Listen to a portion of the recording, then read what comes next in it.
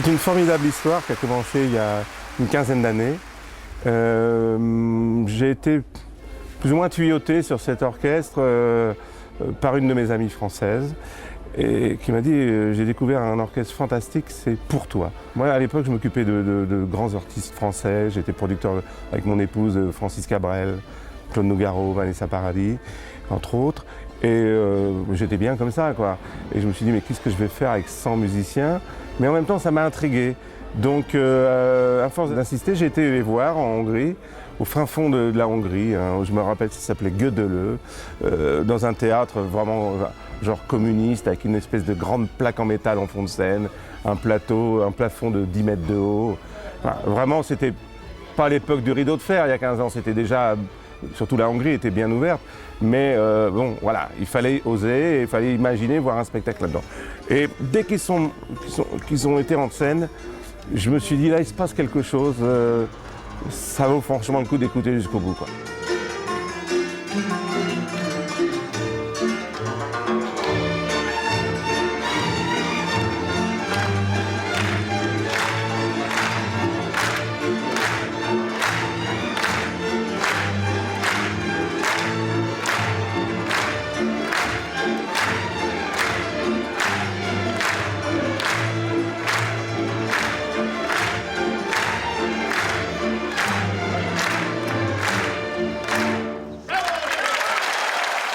En Hongrie, ils ont toujours représenté ce qui se fait de mieux dans la musique tzigane, ils ont toujours été très respectés, mais c'était uniquement en Hongrie, quoi. Ça n'avait pas franchi la frontière à quelques exceptions près. Il est évident que ces gens-là qui étaient dans leur pays, qui croyaient sincèrement à ce qu'ils faisaient, qui sont vraiment des gens qui ont une démarche authentique, qui sont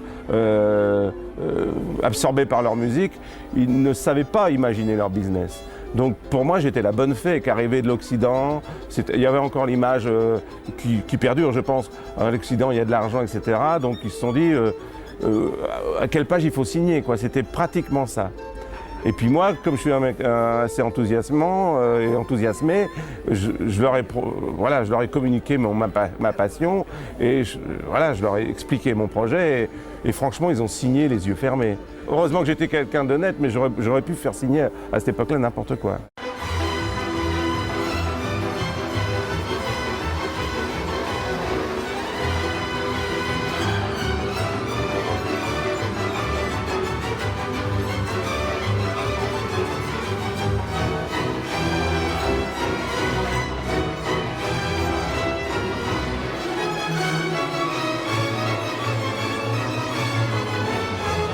On va dire qu'il y a 70% des gens qui sont tout le temps là.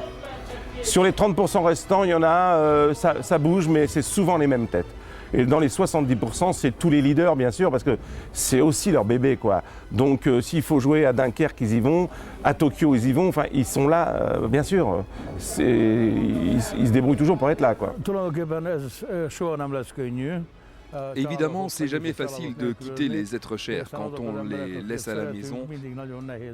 On a toujours un petit pincement au cœur.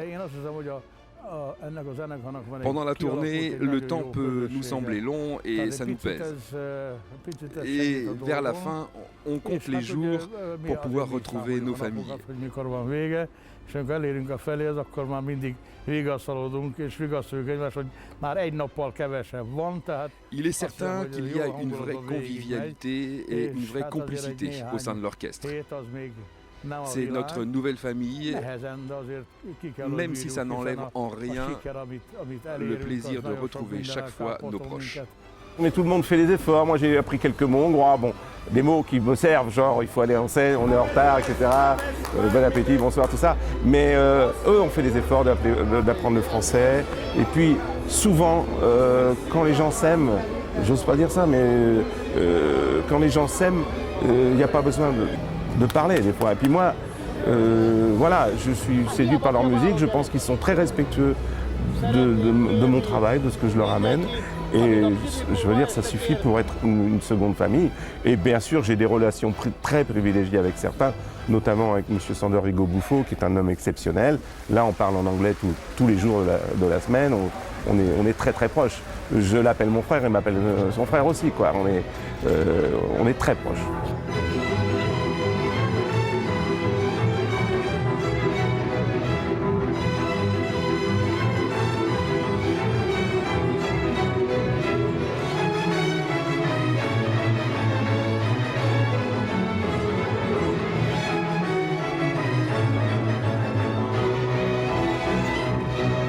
C'est un orchestre tzigane qui joue la musique classique comme personne, et c'est un orchestre classique qui joue la musique tzigane comme personne. Je pense que c'est un beau résumé, ça.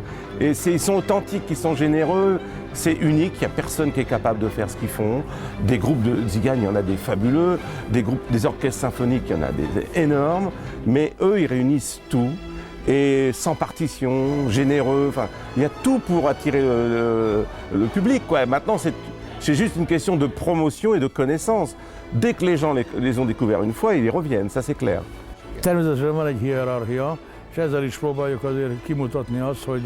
Dans la troupe, chaque musicien porte un gilet d'une couleur spécifique qui a une signification.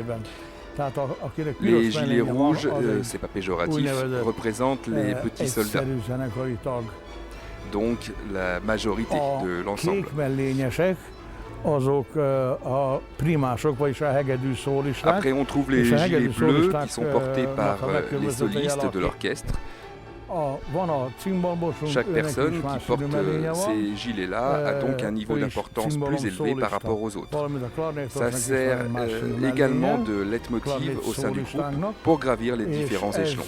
Et c'est très motivant pour eux. Vous avez pu observer que le soliste de cymbalum porte également un gilet d'une autre couleur, ainsi que le clarinettiste. Et vous pouvez observer également que Joseph Landvé et moi-même, nous portons des gilets noirs, ce qui, dans notre hiérarchie, est la distinction la plus élevée. Leur grande force, c'est qu'ils connaissent pratiquement tout le répertoire dans le monde entier. Et en fait, donc, moi, les choix que j'ai, ils étaient assez simples, quoi. C'était des choix aussi du public dans ma tête. Donc, j'ai pas été non plus chercher des titres injouables.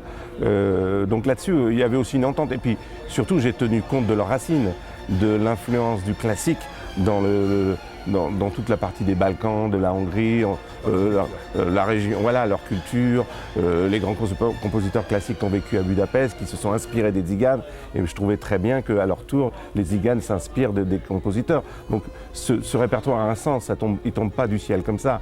Et donc je n'ai pas été contre eux, quoi. Par contre, c'est sûr que je les ai poussés à faire un certain nombre de titres et à en retirer d'autres. Y compris d'ailleurs dans le répertoire tzigane. Ils ont, dans ce répertoire actuel, ils jouent tous les morceaux tzigane qui sont, on va dire, symphoniques, qui correspondent à un orchestre symphonique. Si vous leur faites jouer vraiment du tzigane traditionnel, ça semble bizarre à un moment donné. Donc ça, je préfère l'éviter.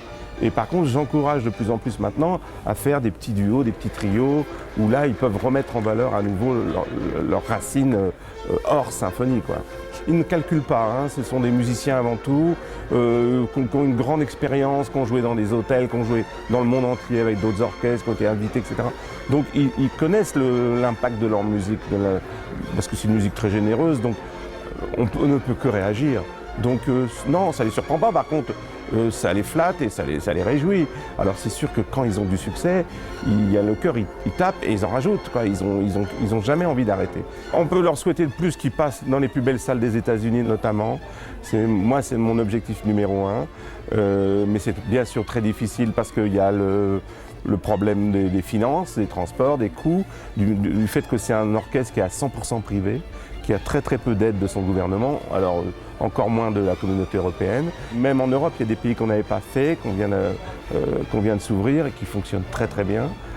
Donc voilà, ça suit son cours, mais ça ne peut pas se précipiter et ça ne peut que grimper tranquillement parce que voilà, c'est pas un artiste du top 50, c'est quelque chose de complètement unique.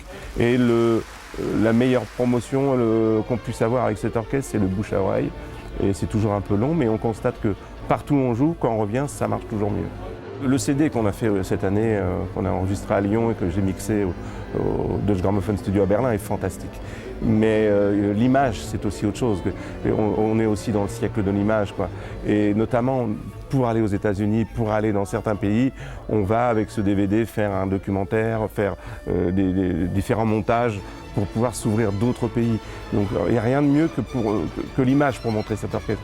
J'en veux pour preuve qu'à chaque fois qu'on a un support télé, quel qu'il soit, quand on a une équipe de télé qui vient, même pour 2 minutes du journal télévisé, derrière les places se vendent, mais comme jamais on vend des places. Ça remplace tous les panneaux qu'on peut mettre, toutes les pubs qu'on peut faire dans la presse. Donc l'image avec cet orchestre est importante parce qu'on a beau les appeler en France les 100 violons de Zigan, de Budapest, même chose à l'étranger, les gens ne comprennent pas qu'il y ait 100 personnes, ne comprennent pas le nombre de personnes qui est sur scène, ne savent pas ce que c'est exactement. L'image montre tout et l'image, elle donne envie. Donc c'est indispensable d'avoir l'image.